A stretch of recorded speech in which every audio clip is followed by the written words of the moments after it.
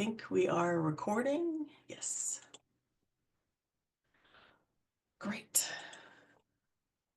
All right. We'll let everybody come into the webinar. Hi, everyone.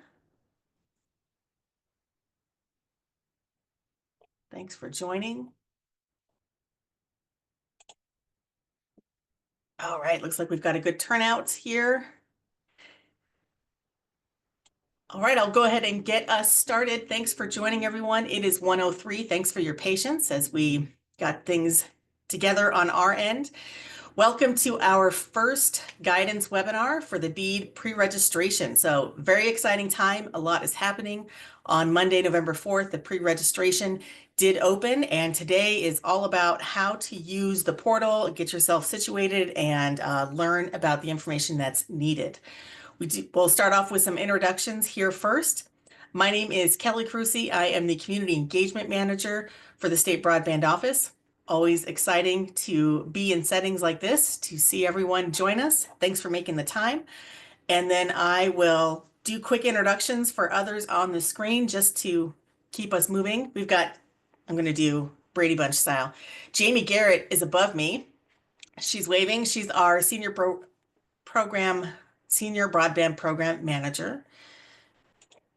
And yes, I will enable captions. Thank you for that. And then below is Crystal Severse, if she'll wave. She's our GIS Infrastructure and Solutions Architect. Someday I'll get that title right the first time.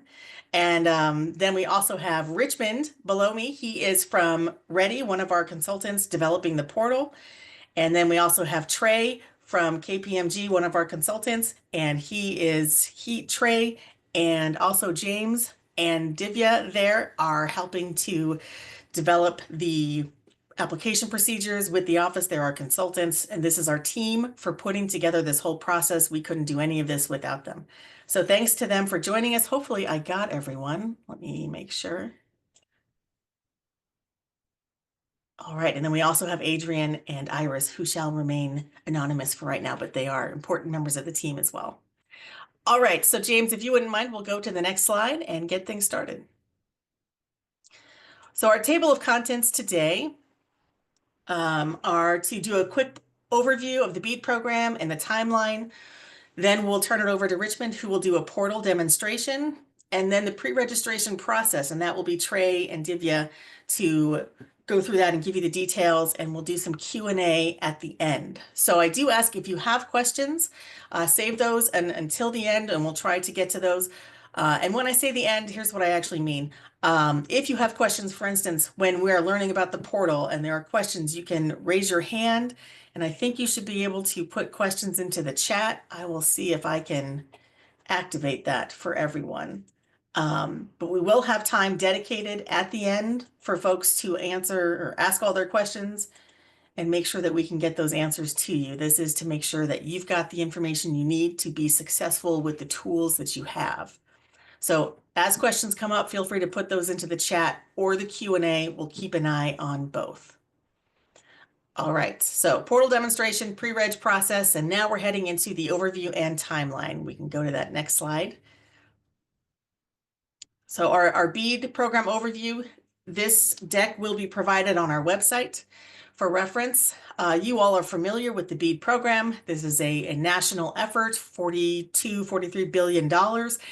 Arizona's slice of that pie is almost $1 billion. So we are at 993 million for our state. And the goal of BEAD is to provide households with access to high-speed internet or fiber. And in Arizona, our goal for that is to connect 100% of households by 2030 with fiber or alternative technology to have access to high-speed internet. That's a quick BEAD program overview, and we'll go to the next slide here to talk about, I think, where we are in the process. So this timeline, we do have a timeline that has been added to our website. It's a higher level timeline, noting that we are now exiting market sounding. Today's the last day for that. And as of Monday, we have started the pre-registration. This one goes into a little bit more detail. So you can see we're in pre-registration now. That did launch on November 4th, and that's where that blue star is up at the top. We'll have webinars and Q&A sessions throughout until December 15th when the application window will open. And we'll have details on that. And when I'm done speaking, because I can only do one thing at a time, I will put some links into the chat as far as where you can find details on those webinars. We do have 3 guidance webinars. There's one today. I believe there is two next week, another repeat of this, and then we will have one specifically for tribes next week as well. So I'll put those links into the chat. And then pre-registration intake. So that is where you can complete the pre-registration process. And that will actually last for a while. So it opens on November 4th and will continue through May of 2025. And it continues while the application window is open. So the application window opens on the 20th. You do not have to have your pre-registration done or complete by the 20th. We certainly recommend it, only because once that application window opens on the 20th, that then allows you to focus on your project areas and that portion of the application. So if you spend your time now getting the pre-registration done, you're getting those nuts and bolts in order, and then you can focus on those project areas. And then we will begin review and negotiations in February. So right now, again, it's pre-registration, and many of you have probably already created your registration for the portal, and we will get into that. And then also to note here, there is round 1 and round 2 of applications. So round 1 is focused on fiber, and that is from December 20th all the way until, according to this one, April 22nd for review and negotiations. Round 1 will technically go through, I believe at this point, May, and then in round 2, we will open up round 2 in May as well. There will be a 3-day window. So our timeline here, either I'm not reading it right or I need to update it. No, the timeline is right on the slide. Round 1 Thank you. application intake. That's the important part. That's where folks will submit their applications to us. That begins December 20th and ends January 31st. Then the ACA takes those applications, we review them. We do some post application intake negotiations, and then we make those tentative awards.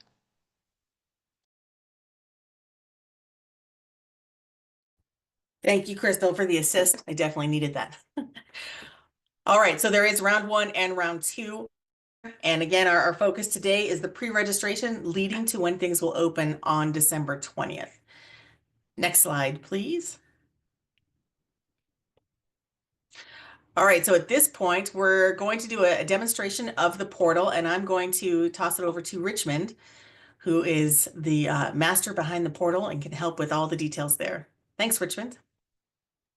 Thank you very much. Hello, everybody. So this is the Arizona's kind of BEAD landing page. This is where you can get access to the portal, but it also is a spot for a lot of great resources. So definitely check this frequently. I know they're always updating like this FAQ and stuff, but to get registered is pretty simple. You just click Start Pre-Registration, click Register. And then this is just sort of a simple kind of preliminary thing so that the office can vet that you are eligible to participate in the process. So you'll simply just fill this out, put in your email.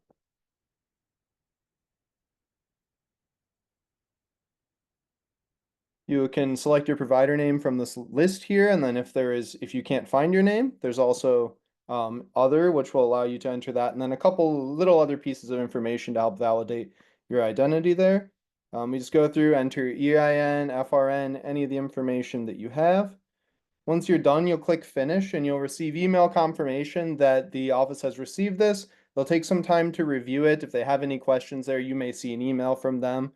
But otherwise, once this has been approved, you'll receive an email in your inbox from the Arizona BEAD no reply email, and you'll click that. You go through a brief kind of account setup, and you'll land here, which is the portal where both the pre-registration and the BEAD application process will take place.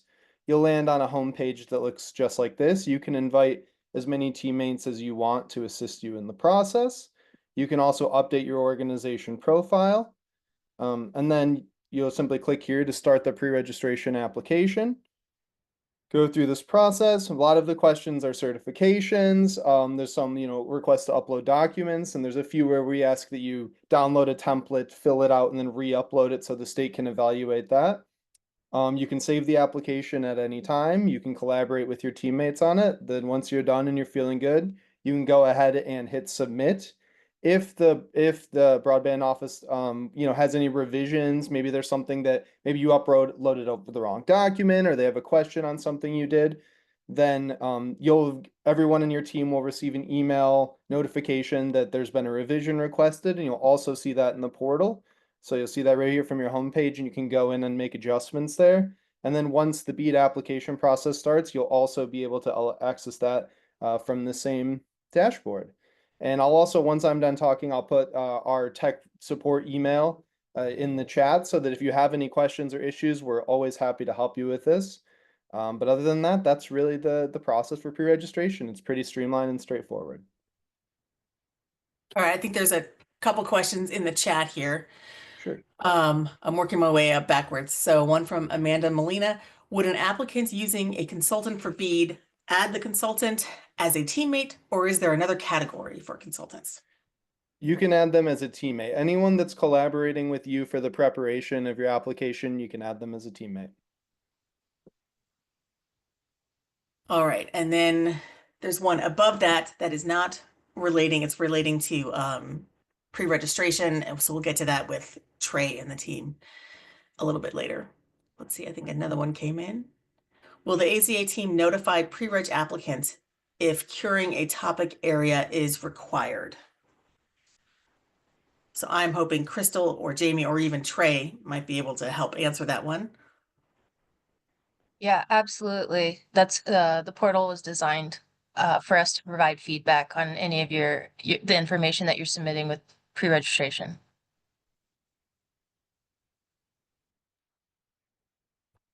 Okay. Will the ISP be notified when their pre-reg application is approved?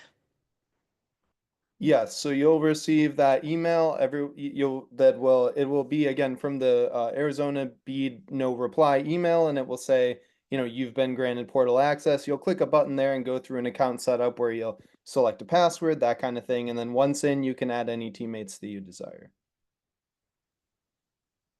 All right, there's another one in the Q&A portion. It says, we've created a new LLC to submit into the BEAD program. We have not yet been issued our FRN. Can we use our existing entity FRN and amend it prior to submission? Does that impact registration, Richmond? Like access to the portal? So from I would say, if there's a policy, there's a policy aspect to this question. So if anyone from ACA or KPMG wants to jump in, please do. But from our perspective, like I showed, you can edit your organization profile. So if you want to put the FRN that you're working with now, and then go in later and update that if you're issued another one, and then your provider ID should typically still match if it's a DBA of your existing organization. So from our perspective, there shouldn't be any problems. Okay, Yeah, that's so a I'm gonna super helpful answer. Thank you, Richmond. And then we'll have more guidance materials posted on our pre-registration website. So any other specific questions like that we can help you with, we can also address those in the guidance.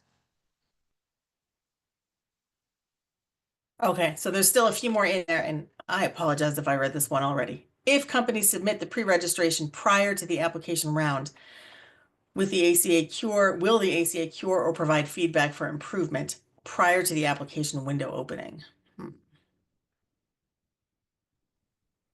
Well, Yeah, Kelly, I think I can take that one. We plan to do that on a rolling basis as we review all of the pre-registration submissions. So if there's any missing information or items that we need clarification on, we will reach out to the applicant at that time. And there'll be a period of time in which you're allowed to submit that information back to ACA through the portal. Got it. Thank you. All right, catching up. I think I've got one or two in here, and maybe it was answered. Question about pre-reg. I submitted a pre-reg form, and the confirmation said, thank you for registering on the BEAD Challenge portal. No link was given to continue onto the pre-qual portal. Sure. So that is still in review. So the preliminary review by the ACA, but once they have reviewed that information, they'll click and you'll receive an email to grant you access to the portal. And I'll also put that email in there. So if if you do if it's been a little bit and you want to follow up with that tech email, I can take it from there and see if maybe you didn't receive that email or if you haven't been approved yet. Just to kind of give you a check on that. Okay, thank you. Another question, when does pre-reg close? So that actually doesn't close until mid-May. So you've got time, but we are definitely recommending that pre-registration needs to be done before you apply. And that application window opens December 20th, and then there is time to apply after that date. Can teammates be from out of state for the portal, Richmond? Definitely. Yep. Of course. All right.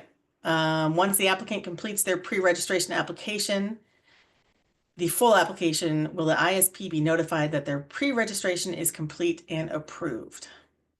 Yes, once your pre-application has been approved, you'll receive an email notification, and you'll also see that in the portal. All right, and then thank you. You put that email in there. Technical questions can be sent to azhelpdesk@ready.net. All right, now 2 more, and then we're gonna move on. Can you go through what items need to be downloaded from the portal for pre-registration and completed, and then uploaded back into the portal? Yeah, I can go just at a high level. So for example, when we're asking about like the stakeholders and some of the questions about financial stakeholders in a company, you just download a basic, it's just kind of a CSV with the columns that ACA will need to review. You fill out those columns, so the name of the shareholder, whatever other information is required, address, that kind of thing, then re-upload that. Those are the only examples like that, are just kind of very simple, basic templates so that they're comparing apples to oranges for some of those questions. Or sorry, not comparing to apples to oranges. All right, here's another one. With the deadline being today for the challenge process, for those of us that are still awaiting responses from broadband team with errors, do we still have time to upload or shall we send direct via email? So today's the deadline for market sounding, but I can see the question is, if we're still awaiting responses, do we still have time to upload or shall we send direct via email? I think that's a question I need Crystal or Jamie to help with. Yeah, like Kelly said, today's the deadline for market sounding. So any feedback that you have on the project areas as we've defined them, and again, those are draft project areas. If you're having issues with the navigator, it is the last day, so I'm not very confident how fast those portal developers can resolve the issues. So go ahead and send us an email at broadband at azcommerce.com, and we can take your feedback via the email if you're having issues with portal. Great. All right, one more. Can teammates submit an application? Yes, anyone on your team can hit that final submission.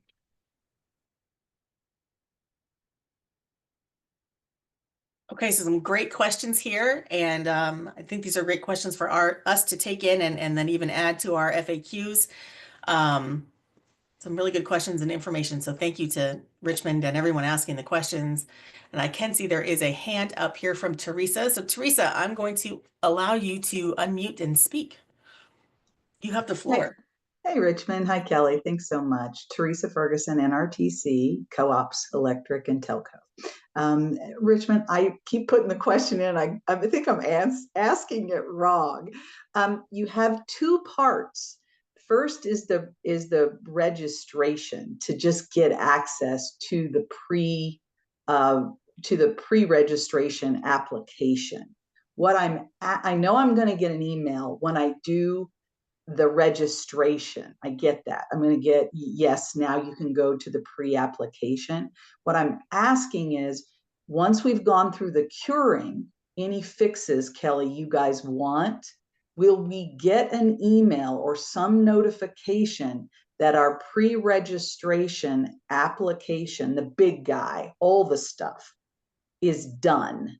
Or do we not? That's what I'm trying to figure out, Yes, Kelly. you will get an application when that has been, approved, or if there are any edits that the ACA has, has requested, you'll also get notifications for those. But yep, when you're good to go, you'll receive a notification that you're good to go. We'll get an email that says your application, and you know how important curing is, right, Kelly, after dealing with an RT? Yes. Yes. Yes. Okay, that's what I was just wanting to make sure. Thank you very much. Thanks, Teresa, for clarifying that for us. Okay. Let's see here. I think we're all caught up on our questions, ready to move forward. So great questions. And now we'll move to the pre-registration process, and I will turn it over to Trey. I'll take this. Yeah, thanks. Thanks, Kelly. James, if we could go to the next slide, please. I think we wanted to spend the rest of the time for this meeting, and there'll be time for Q&A at the end, but wanted to spend the rest of the time for this meeting discussing at a high level the requirements that you will be required to meet as part of pre-registering for the BEAD program. As we've discussed, pre-registration is required, so if you intend to submit as part of the project application phase, you will need to submit this information and pre-register with ACA. And hopefully what you'll find as you go through the pre-registration portal is that this information that ACA is collecting just helps to ACA to ensure that you as an applicant have the necessary financial and technical experience to deliver these projects if you are awarded in the future. So hopefully this section of the presentation will be helpful just as an introduction, in terms of what those requirements are so that, everyone's prepared whenever you go through this pre-registration process. And the portal will go step by step. I know Richmond just did a quick, brief intro to it, but it will provide you more information and all the details and requirements that you'll need. So don't feel like you need to memorize any of the requirements that you see on the screen as part of this presentation. Let's go to the next slide, James, in terms of general requirements. So there's not a specific section in the portal on general requirements. This slide is intended just to be an overview of kind of what you'll demonstrate by submitting a pre-registration application. The areas that we'll capture are financial capability. And this is where, as an applicant, you'll be required to certify that you have the financial capability to deliver these projects that you're awarded. And there's a variety of financial items that we'll go through that are, required to ensure that's the case. There's also technical and operational capability. This is where you'll have to certify that your organization is technically capable of delivering these projects. And then there's a variety of requirements and certifications around, technical and operational capability. And then managerial and some experience related items. And this is where ACA requires things like resumes and, demonstration of past experience and different plans to be compliant with federal requirements. And as I mentioned, all of this will be described in the portal itself. So next slide, please, James. So the first section that you'll see whenever you actually pre-register and have access to the pre-registration, yep, we should be on this one, thanks, is the financial capability piece. So I'm going to walk through this financial portion and then I'll turn it over to Divya, who's going to lead us through more of the technical related items. But in terms of financial capability, so this is where ACA is going to collect information to ensure that you as an applicant have the financial capability to deliver. The first few items are certification related. And I think Richmond went over this a bit earlier in response to the question, but this is going to be directly in the portal. You'll either be required to, click a checkbox or required to upload a signed statement in certain instances that certifies that your organization is financially capable to deliver, the projects that are potentially awarded to you. In those cases, ACA does require that a signature from an executive is provided that has the authority to certify this type of statement. The next section is financial statements, and this is where you'll be required to upload financial statement information. So if you're a publicly traded company, ACA requires you to provide 10Ks for the last 3 years.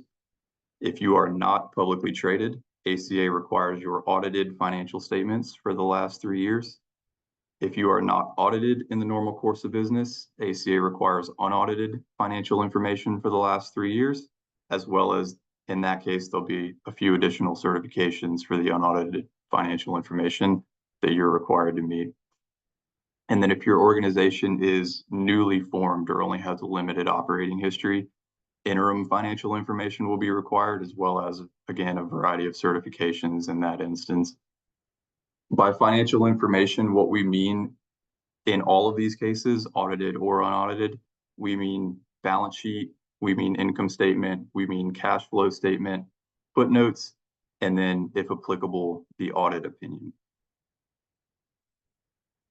The next financial requirement is around performance security. So at the pre-registration phase, the only requirement is a certification that your organization understands that you will be required to provide a performance security at the project application phase, either a performance bond from a surety or a letter of credit from an eligible bank for 25% of the total expected subaward. We've included a high-level description on the screen as to what that may entail in the future. There will be more specific details, rest assured, in the portal, as well as in future guidance as part of the project application materials. So rest assured that, for pre-registration only, all that we require around the performance security is just a certification that you understand you'll be required to meet these, performance security requirements in the future. The next slide, James. And then just a few additional items related to financial capability. Material changes in financial condition. In this case, there will be a text box within the portal that requires material change information for the last 3 years and then any expected in the current year. A material change is considered to be not an exhaustive list, but things like changes in shareholder equity above 10%, inability to meet debt or loan covenants, defaults, bankruptcies, by definition, right? Things that are materially affect the financial position of your organization. Keep in mind that having a material change doesn't preclude you from being pre-qualified, just like not having a material change doesn't necessarily mean you're more likely to be pre-qualified in this instance. So, please provide that information within the portal so that we can have the full financial picture. And then in terms of credit ratings, similar to material changes, if you have one from Moody's, S&P, Fitch, or similar, please provide it. If you don't, it doesn't necessarily hinder your ability to be pre-qualified. Remaining items for financial capability, so bankruptcy, insolvency, and then failure to perform. These both require a summary where any insolvency events that have occurred for your organization in the current year, as well as the last 3 years. If that hasn't occurred within your organization, there's a place to indicate that in the portal. And then with failure to perform, if you've defaulted on a broadband related project that's been funded, either at the local level, the state level, or with federal funds, from 2019 to date, you'll be required to list those projects in the portal as well. And there'll be a place, specified in the portal for you to do that. I think we mentioned this earlier in one of the responses. Rest assured, again, whenever you submit this information, it will be reviewed by ACA.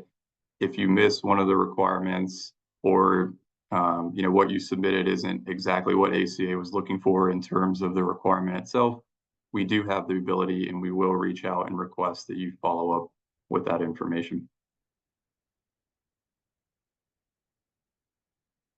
So that's all we have for the financial piece. I saw, Kelly, a couple of questions that came in. Not sure if we want to take those now or perhaps we can wait until the end of the presentation.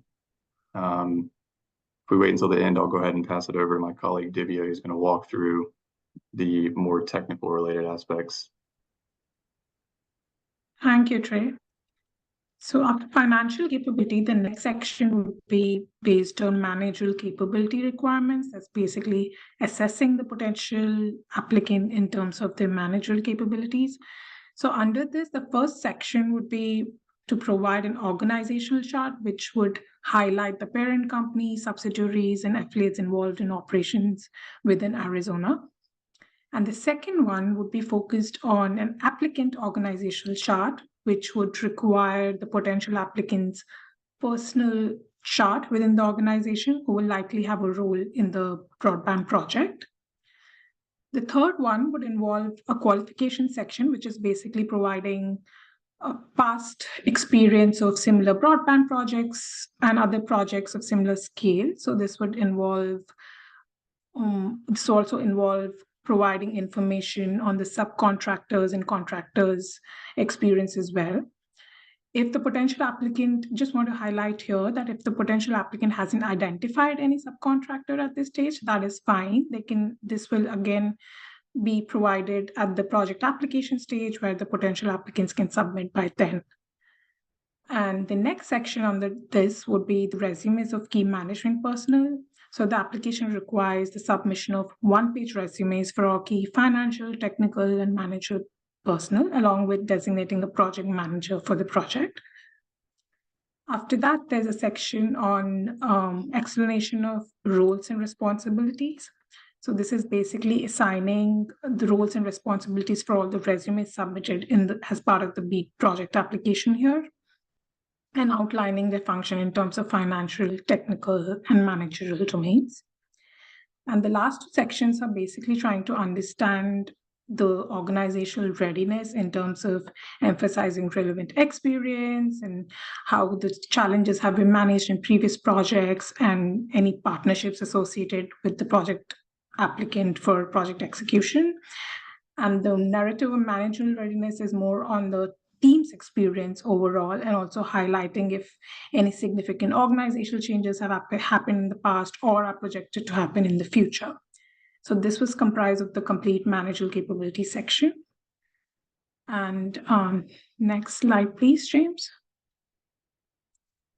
Following that, there's a technical capability section to be provided by the applicants, which is further divided into 3 sections. The first one is a certification in terms of certifying the potential applicants have technical qualifications in terms of relevant certifications and maintenance of relevant licenses and stuff. And following that, if the applicant is planning to employ a contracted workforce, they'll be required to provide a contractor selection process in terms of how they identify skills, certifications, and training programs for each roles in terms of compliance with industry practices and relevant laws. And the last part of the technical capability is highlighting the steps that the potential applicants and their contractors will take to ensure employing skilled and credentials workforce, along with any certifications or trainings that they plan to undertake. So this would be a part of technical capability. And the next section, please, James. Yeah. Following that, there's another section on compliance with applicable laws. As per BEAD NOFO, this would basically comprise of an attestation, more like a certification for confirming an understanding and commitment to comply with all federal and state laws. Other than that, it also asks for a narrative on previous records of compliance checks with previous projects that have been undertaken. And the third part of it would involve what established processes and procedures and protocols that the applicant has in place to ensure that they maintain compliance with future projects as well. And there's another one on the safety and health requirements, which also requires a narrative from the applicant in terms of commitment towards compliance with occupational safety and health requirements, and also providing evidence of training programs that they can have in terms of ensuring that they meet OSHA requirements and other safety and legal standards. And the next section. Following that, there's an operational capability section, which basically looks at applicants to demonstrate their operational capabilities for undertaking broadband projects. As part of that, the applicants are required to provide the history of operations in terms of providing evidence of past operations, at least for 2 years in the state of Arizona or outside of Arizona as well, and the current subscriber numbers and locations. It also requires a certification from the applicants in terms of compliance with FCC regulations, in terms of submission of FCC forms and Broadband Data Act submission wherever applicable. This is for the existing providers, and for new providers who are planning to apply, they're required to set up they're required to provide proofs of their operational capability that they have in place in terms of resumes or related project descriptions or any partners they plan to be involved with for undertaking these projects. The next section, please, James. All right, for the ownership information, so as per the CFR 47 CFR and BEAD NOFO requirements, the applicant would be required to provide details of any parties that have interest in the potential applicant. So this can involve stakeholders, or if it's a limited partner, general partner, or limited liability companies. So out of all these information, whichever is applicable to the potential applicant, they're required to provide details of any party holding 10% or more interest in the organization. Along with that, they're also required to provide any relation with FCC regulated entity as well. The last part of this is, if applicable, they are also required to provide documentation certifying the organization has an MBE or WBE. If not, they can partner with such agencies during the project application stage, and they can provide that during that stage as well.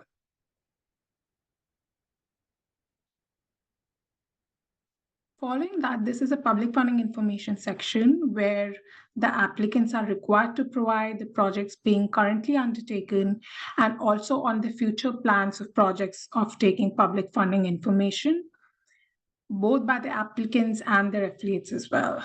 So along with these programs mentioned and any other plans of submitting BEAD related applications in other states, this is where the requirements would be needed to be provided. And there's a template that's been included as well on the portal, so they can just download that and then fill in and upload that.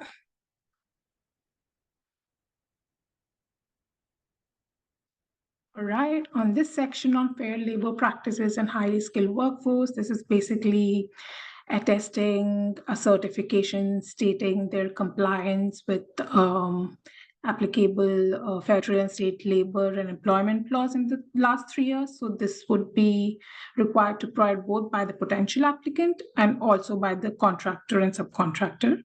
Again, this is also provided at the project application stage for potential applicants that have not yet identified subcontractors. They can do so at the project application stage.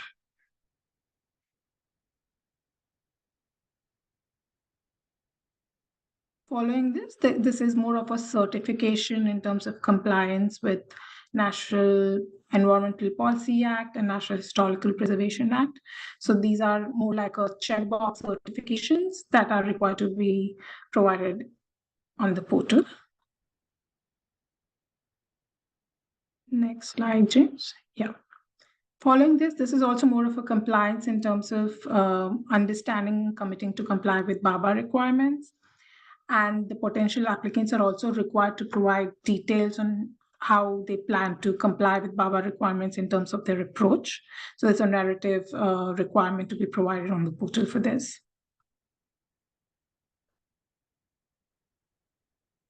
And the last one is the cybersecurity and supply chain risk management compliance. So the potential applicants here as well, they have an option to provide this during the pre-registration phase or during the project application phase. And then there are certifications required in terms of the compliance with NIST frameworks and having evaluation and updates mechanism in place and complying with the relevant policies and procedures for both cybersecurity and supply chain risk management. If the applicants don't provide it now, they can do so at the project application stage. So that's it from mine as well. Now we can just go ahead and take Q&As from everyone. Great, thank you. We do have a couple of questions here in the chat. Scrolling back up, the first one back to Teresa. When will ACA require the ISP to provide the ILOC, the letter of credit? Most states, I'm assuming that's what that is, most states are not requiring letter of credit till just before execution of the grant award agreement. Yeah, I can take this one, Kelly. I think ACA intends to provide more guidance on that as part of the project application phase. I think for pre-registration, it's just a certification. I think you're correct in that the actual LC will be required prior to award.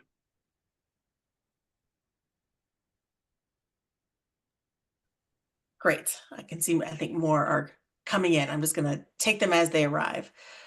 Next one from Amanda. Can an applicant submit their parent company's financials for the past 3 years? The applicant's financials are included in the parents. If so, will the applicant need to also supply a parent guarantee letter? I think yes to both. So you're welcome to provide financial information for a parent or an affiliate. In that case, we would require some certification that the entity that provides the financial information will be responsible for the obligations of the applicant if those two entities are different. Okay. Another one from Amanda. If an applicant provides a surety letter with the pre-application, can they shift to providing and using a letter of credit once awarded?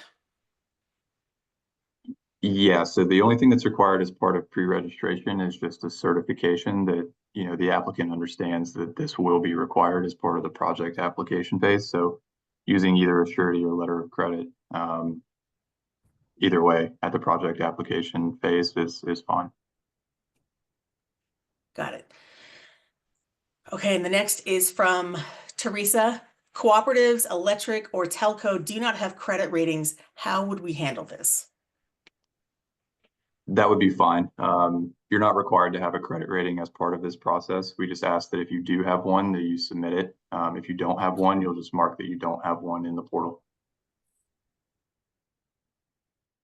Okay, and then the ownership reporting is also a bit odd for cooperatives as they are not publicly traded and therefore don't have a list of owners because the co-op is 100% owned by all its cooperative electric broadband members. What is the ACA looking for in the ownership section from the cooperative? Okay, I can take this up. In terms of provision of ownership information for a cooperative that has more than 25 members, the cooperative can list its board members, officers, or any executive committee in place of its members. So that should be okay.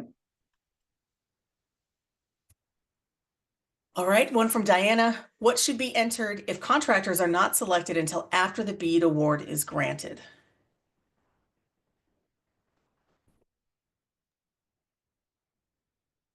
We would require a selection of contractors, at least during the project application phase. And even if it's not provided during the pre-registration, the list of potential contractors or subcontractors will have to be identified during the project application stage.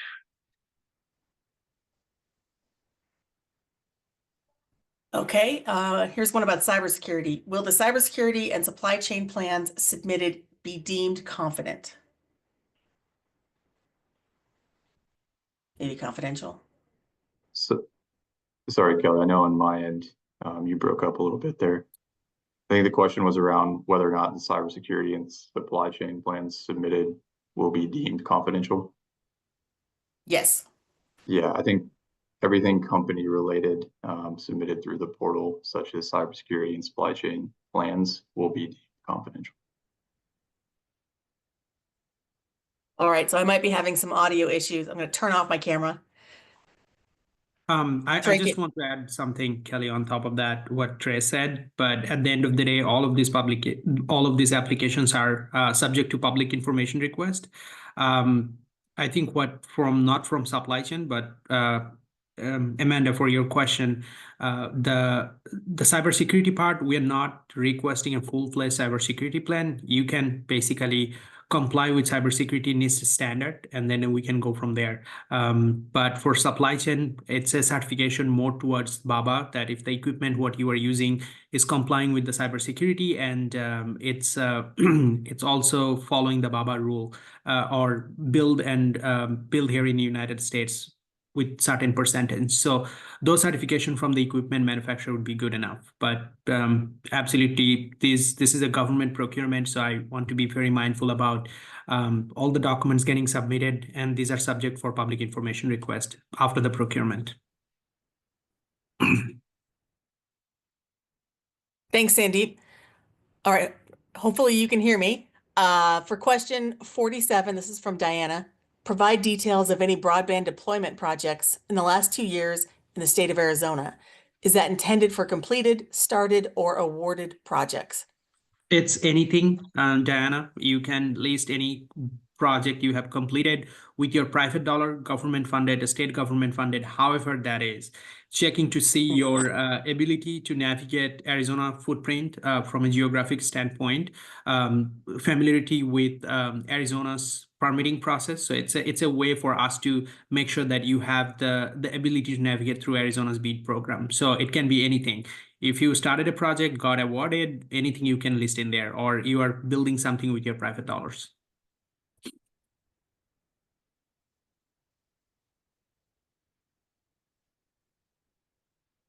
All right, I am still here. Hold on.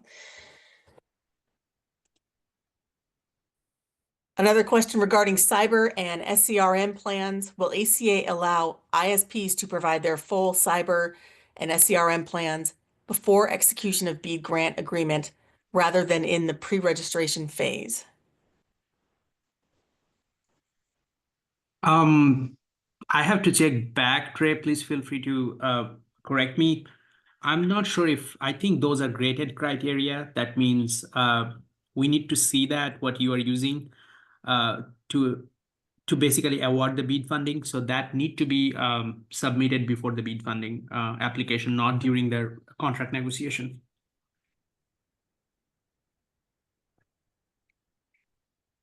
And that's the last question at this point in the chat. I don't see any in the Q&A. Right. So just following up on the cyber security and supply chain, even if they don't provide it at the pre-registration, they can provide it during the project application phase. So that should be okay during Right. the Right. Not after the BEAD grant award. That's what we wanted to clarify. right. So Teresa follows up with, so with the scored grant application, and then she said, okay. I think we're answered. Yeah. So right before round 1 or round 2, whenever you are applying.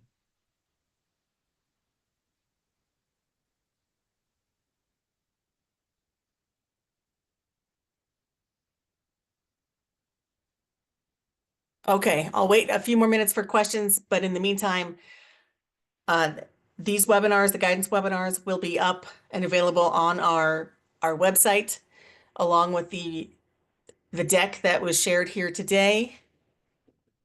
And then the chat questions will also be a part of that, and see the questions that were answered. Are there any others to add?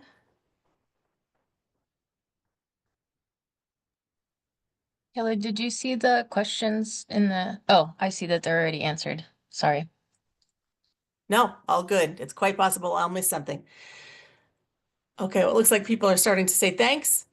Again, we've got another webinar next week. I put the link in the chat. So we've got another guidance webinar coming up next Tuesday, and then Wednesday for tribes. We'll have a special session for tribes on Wednesday. Thank you, everyone, for joining.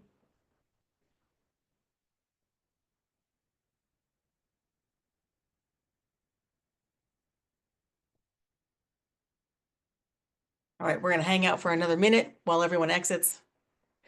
Thanks again.